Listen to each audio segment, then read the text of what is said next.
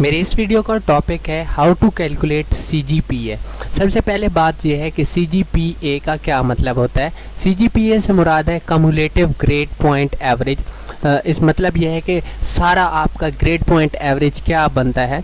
एक CGPA जो है वो इक्वल होती है 9.54 के, जिसे हम 9.5 भी लिखते हैं कि टोटल जो CGPA होता है वो 9.5 के इक्वल होता है। उसके बाद आज हम लोग बेसिकली जो वीडियो मैं बना रहा हूँ वो है परसेंटेज से CGPA कैसे फाइंड किया जा सकता है। ये फार्मूला जो है हमें कहाँ कहाँ पर हेल्प दे सकता है। देखें, बैचलर्स के अंदर, इंटर के अंदर, मैट्रिक के अंदर इन नंबर्स का जब भी हम लोग CGPA निकालना चाहें तो हम लोगों को परसेंटेज मार्क्स की ज़रूरत पड़ती है, क्योंकि मैंने अक्सर जॉब्स में देखा है कि वहाँ पर वो CGPA लिखने का कहते हैं फॉर्म फिल करने के वक्त। और उसमें होता क्या है, जब हम बैचलर्स करते हैं तो उसमें हमारा CGPA के अंदर जो है वो रिज़ल्ट नहीं आता, वो आता है मार्क्स के अंदर। ठीक है, अगर हमारे ऑब्टेन मार्क्स कितने हैं और टोटल मार्क्स कितने हैं, जैसे ADS है, जैसे पहले BSc होती थी, इसी तरह से उनके जो मार्क्स थे वो मार्क्स लिखे हुए आते थे कि मैं ऑब्टेन मार्क्स कितने हैं टोटल में से। तो अब हमने CGPA कैलकुलेट करना है तो इसमें से परसेंटेज से। तो उसके लिए हमें सबसे पहले परसेंटेज मार्क्स जो है वो मालूम करने आने चाहिए। सबसे पहले यहाँ पर मैं लिख देता हूँ ऑब्टेन्ड मार्क्स, फर्ज करते हैं 900 है मेरे, और उसके बाद मेरे जो टोटल मार्क्स हैं वो 1100 है।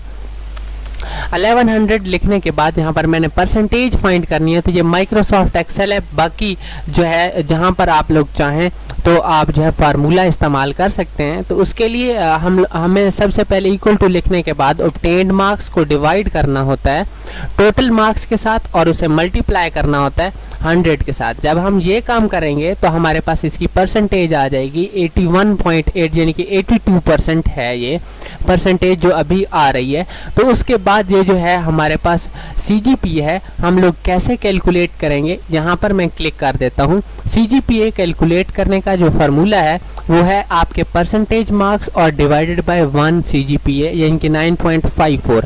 कैलकुलेट करने के लिए यहाँ पर इक्वल टू की सिंबल लिखेंगे और उसके बाद यहाँ पर हम अपने परसेंटेज मार्क्स वाले सेल पर क्लिक करने के बाद, यानी कि अपनी परसेंटेज लिखने के बाद इसे डिवाइड कर देंगे 9.54 के साथ। 9.5 भी आप लिख सकते हैं, 54 भी आप लिख सकते हैं।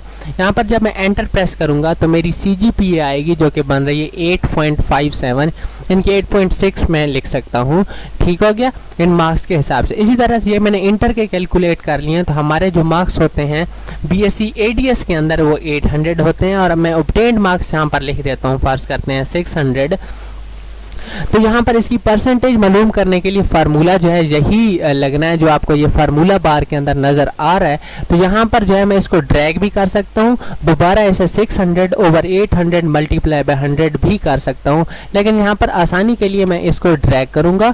और ड्रैग करने के बाद यहाँ पर मैं जो है CGPA वाला फार्मूला जो है वो यहाँ पर लगा दूंगा। यहाँ पर देखें, इसको भी मैं ड्रैग कर सकता हूँ यहाँ से, लेकिन आपको समझाने के लिए जब मैं ड्रैग करूँगा तो ये जो है इसी तरह से परसेंटेज प्रिंट कर देगा, क्योंकि इससे नीचे जो है ये सेल इसके अंदर सिलेक्ट हो जाएंगे। लेकिन आपको समझाने के लिए यहाँ पर मैं दोबारा से फार्मूला लिख रहा हूँ कि जो मेरी परसेंटेज मार्क्स हैं उसे मैं डिवाइड कर दूंगा 9.54 के साथ।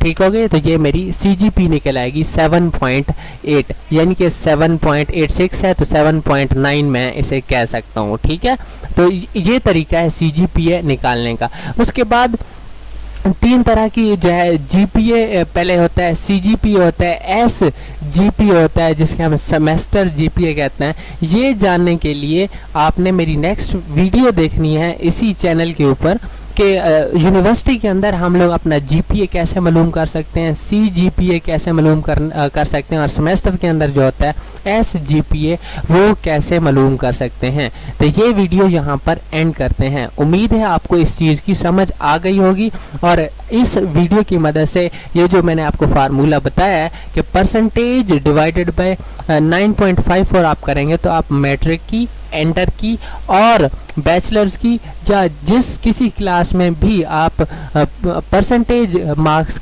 से CGPA मालूम करना चाहते हैं तो इस फार्मूला से कर सकते हैं।